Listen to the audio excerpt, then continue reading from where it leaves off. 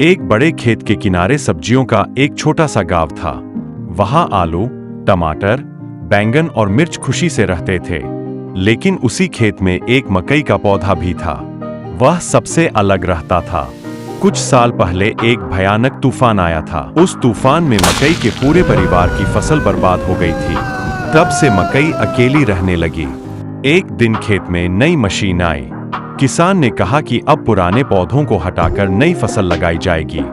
यह सुनकर मकई डर गई। उसे लगा कि अब किसान उसे भी काट देगा।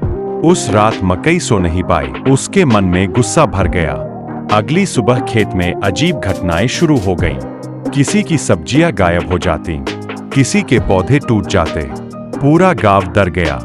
एक दिन किसान का बेटा खेत में आया। उसे हर जगह मकई के पत्ते दिखाई दिए। उस रात वह छुपकर खेत में बैठ गया। फिर उसने देखा कि मकई ही सारी टोकरियां गिरा रही थी। लड़के ने पूछा, तुम ऐसा क्यों कर रही हो? तब मकई रोने लगी। उसने कहा, जब मेरा परिवार खत्म हुआ था तब किसी ने मेरी मदद नहीं की। लड़के ने कहा, दर्द होने का मतलब ये नहीं कि तुम दूसरों को दर्द दो। अगले दिन किसान मशीन लेकर आया, लेकिन लड़के ने मकई को बचा लिया। उस दिन के बाद मकई बदल गई।